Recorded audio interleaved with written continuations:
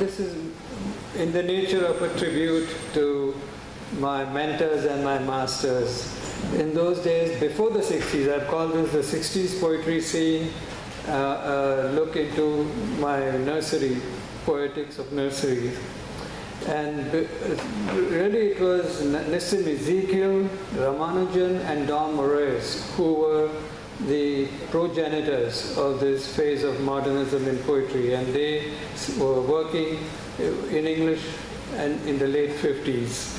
After that, there were names like, and of course, there was K.K. Daruwala in the north, not in Bombay, and Jayanta Mahapatra in Odisha, but he came much later because he was in his 40s when he published his first book.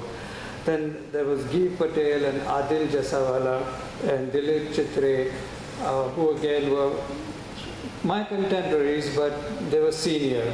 I came along at the end of the 60s, I finished my master's, and at that time I had started writing and publishing.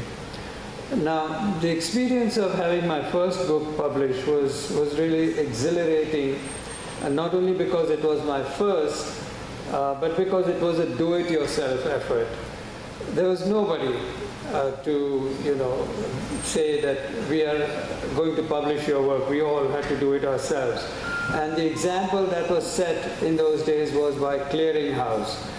This was set up by Adil primarily, Adil Jasawala, and the other names that I have mentioned. So, in terms of production values, Arun Kolatkar was the designer, he was the graphic artist, and he is one of the most outstanding poets. He wrote in Marathi and in English, and he is not so widely known as he should be, especially in the West. Sometimes people draw a blank when you mention names like Nissim Ezekiel and Arun Kolatkar. They were really giants in their art. So he was the one who designed all the covers, and the shape of the book was kind of squarish. And marketing was done via paid subscriptions at a discount.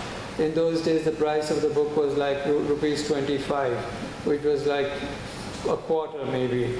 And on that, we gave discounts so people could pre-order, and we knew if we printed 300 copies, then at least 100 of them would be sold without any trouble.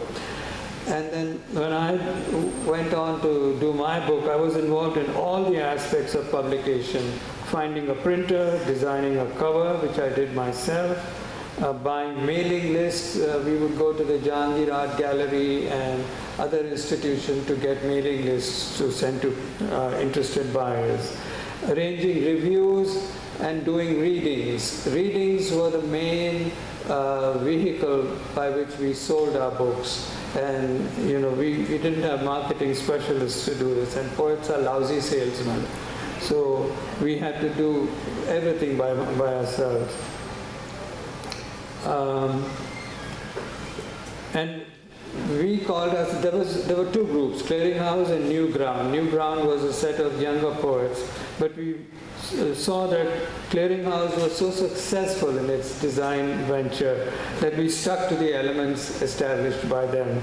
And on the release of the book, I undertook a nationwide tour of college campuses in Baroda and Delhi, Madras, Hyderabad and Bangalore. The places where we could publish outside, of book covers, there were magazines. There were not many, but there were some.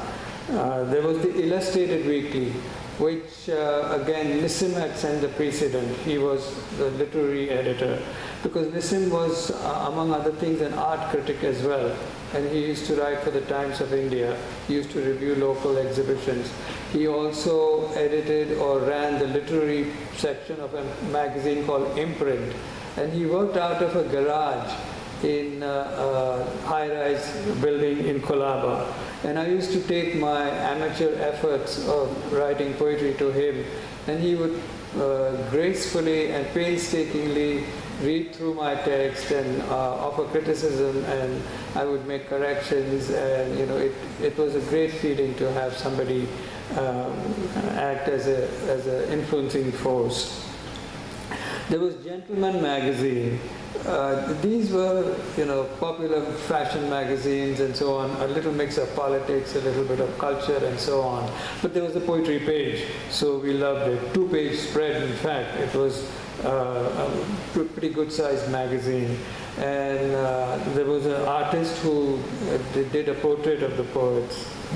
There were outlets like the Opinion magazine and Quest, which were extremely influential. Quest was a kind of reflection of Encounter magazine in England at that time, and also got its funding from some sort of supposedly dubious sources. But who cared, as long as they provided us a forum. And then there was a very little magazine, it was almost a booklet called Opinion. And it was run by somebody who had a personal interest in poetry. He was not only a great promoter of poetry, he paid the poets.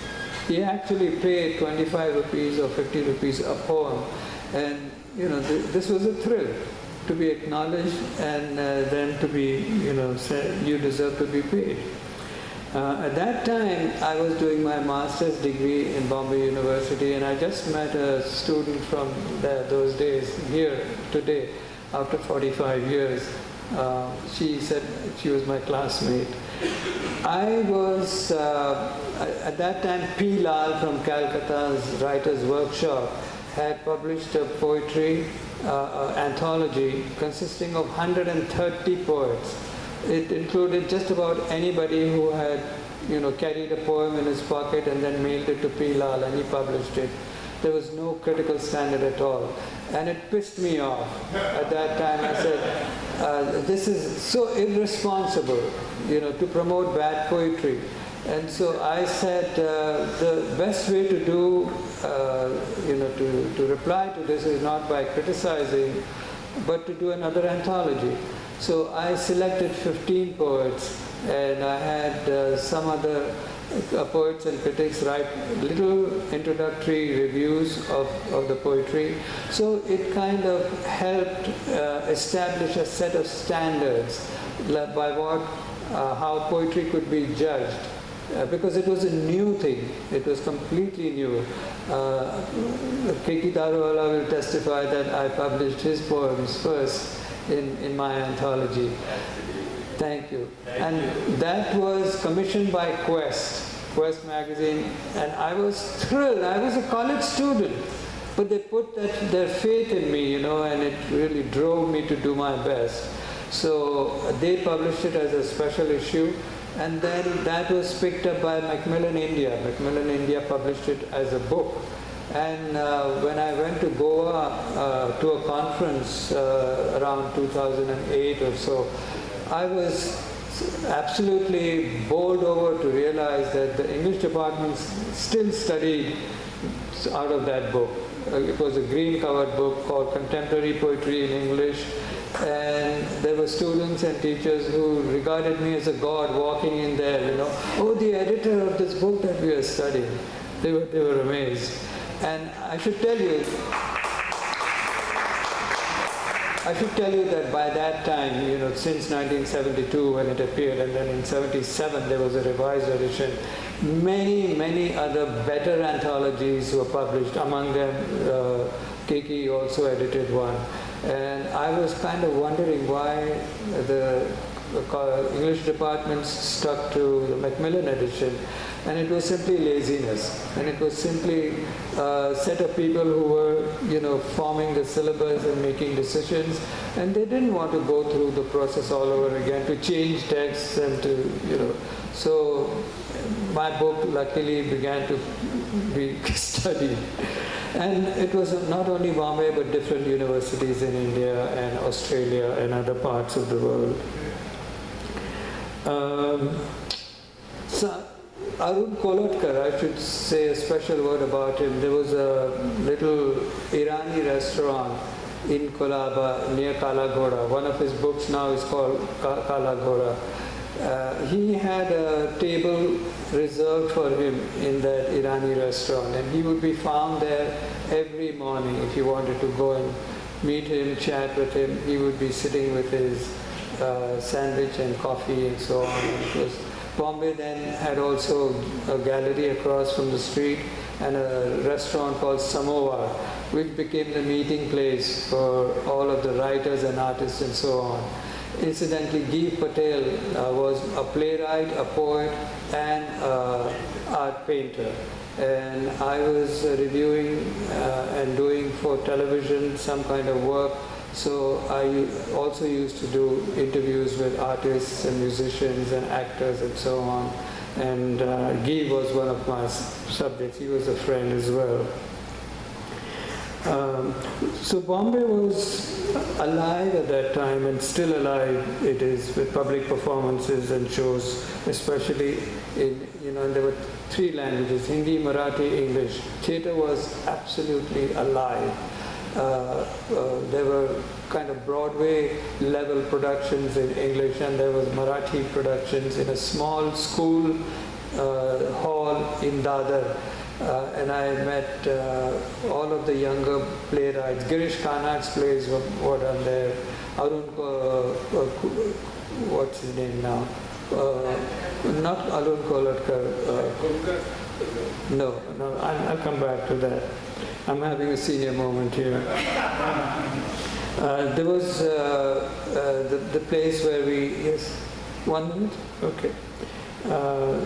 There was a place at the other end of Colaba, Nariman Point, where the NCPA hosted plays and readings. There was the PEN Center at Churchgate, where Nissim had his office, and that was really a historical moment to find Nissim there, sitting at his desk, and anybody, open door, anybody could walk in and out, and he had stacks of books on all the 4 walls, a mess on his table of files and so on, and the bookshelves were leaning so dangerously that they looked as if they would fall. But he was not a good housekeeper. He just sat there as like a god. There was the American Cultural Center, which also kind of helped and promoted the Bombay poets. And we were the cause of great envy among the language poets, and for that I was actually very sympathetic to them. It was English that dominated the scene. The newspapers never looked at anything because they were English language newspapers. And so poetry in English got the benefit of that publicity and so on. And the language poets always kind of felt that their Indian languages were not being promoted. And I believe it was a just complaint on their part. So now, having come here to Austin, today we are in the same situation, because although there are hundreds of publishers, there are thousands of poets who cannot find a publisher. And what we have tried to establish here with Matwala is to make a new beginning and to do our own thing, because if we don't do it for ourselves, nobody else will. Thank you.